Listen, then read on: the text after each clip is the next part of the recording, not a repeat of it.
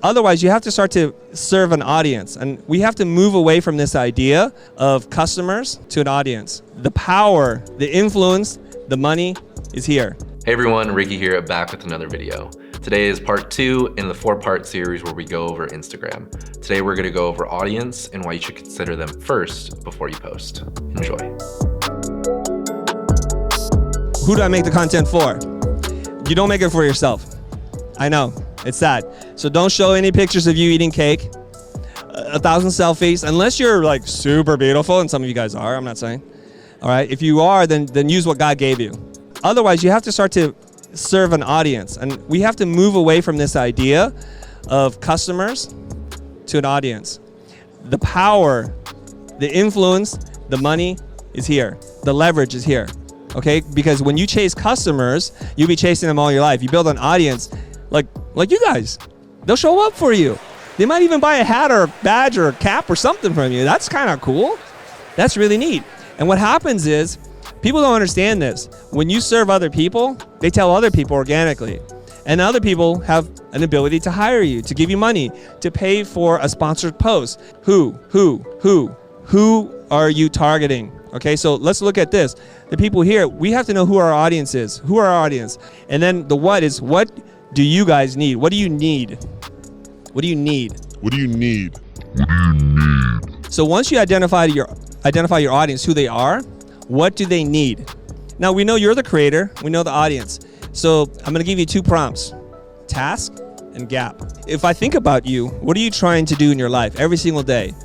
If you just sit down and think about it for 1 second, and Seth Godin talks about this, can you pick out your audience from the crowd? Creative people have a rich imagination. We're just usually busy thinking about how bad we are and how the world hates us. Use that imagination for something else. Think about somebody else for a second. Think about a day in their life and then try to map it out. And once you get an understanding of that, what's a gap? All right, so what I would do is I would make a list of the gaps. Okay. And now that starts to become a roadmap for the content strategy. So the gaps live here, right? Now, here's the thing. You may have many challenges in your life. I can't solve them all. So I'm looking at, for me, what are my interests, right? Where am I strong? What kind of skills do I have? I think about those things. And I'll make a list. Okay, so I like to teach. My background's in video. I enjoy helping people. I want to help others.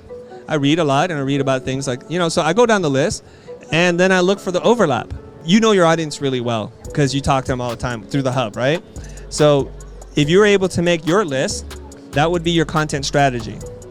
So what I would start to do is to measure highest impact, least effort first. Prioritize that. Have you seen that impact effort graph? So you want to do the things that are the easiest to do, that gets you the greatest results first. Sometimes you screw that up. We do the things that are the hardest to do, I don't know why, that give us the least results. And then we get depressed, like it's not working, we quit and we give up.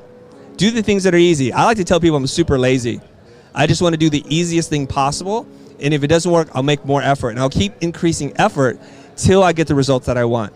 And that does it for part 2. I hope you guys enjoyed today's video. Now, tomorrow we're gonna release part 3, obviously, at 7 a.m. Pacific Standard Time. But by chance you don't wanna wait for my special cool edit, you can watch the full video right here. But, I mean, just wait till tomorrow and watch my cool video. All right, thanks guys, bye.